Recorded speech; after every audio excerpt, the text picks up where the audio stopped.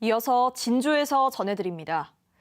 손님이 택시를 호출하면 가까운 곳에 있는 택시를 자동 배차하는 카카오티 블루 택시가 경남에서는 진주에서 처음 시작됐는데요.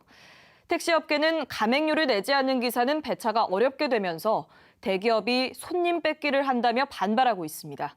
김효경 기자입니다. 지난 3월 진주에서 카카오티 블루택시 45대가 운행을 시작했습니다.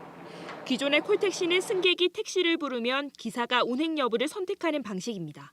하지만 카카오티 블루택시 시스템은 승객 주변에 있는 택시를 자동 배차하고 기사는 승객의 목적지를 모른 채 내비게이션 안내에 따라 운행합니다. 요금을 부당하게 더 내거나 목적지에 따른 승차 거부가 없는 장점 덕에 승객이 몰리자 서비스를 시작한 지 7개월 만에 전국의 가맹 택시가 2만 대를 넘었습니다. 이용자들은 더 편리해졌지만 문제는 택시기사가 부담하는 비용입니다.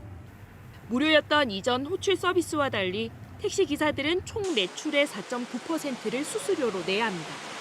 진주 지역 택시업계는 가뜩이나 손님이 줄어든 상황에서 유료 서비스를 사용하지 않으면 손님을 태울 수조차 없게 됐다며 반발하고 있습니다.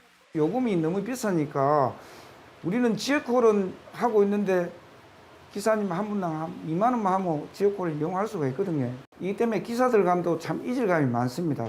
진주 지역 택시업계는 카카오티 블루 가맹 택시기사에 대한 조합원 자격 박탈 등 강력한 제재까지 검토하고 있습니다.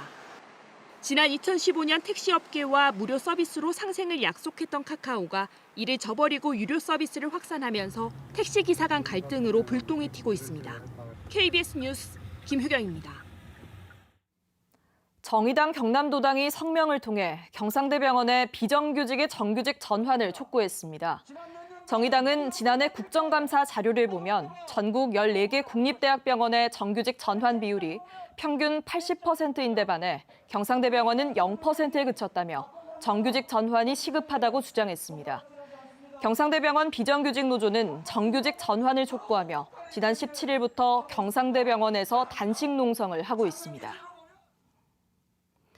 하동군 화계면의 야생차 소공인 복합지원센터가 중소벤처기업부 공모지원 사업에 선정돼 센터 구축 사업비 50억 원 가운데 25억 원을 받게 됐습니다. 이 사업은 녹차 제조 등 소공인의 공동 생산과 제품 개발, 유통 등에 필요한 시설과 장비를 국가가 지원하는 것으로 하동을 포함해 전국에서 2곳이 선정됐습니다.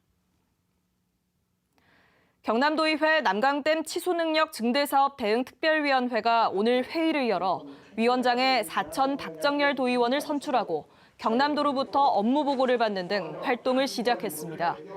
특위는 환경부와 한국수자원공사가 추진 중인 남강댐 치수능력 증대 사업이 지역 주민에게 입힐 수 있는 어업 손실과 하류 지역 침수 피해 등에 대한 대책을 마련합니다.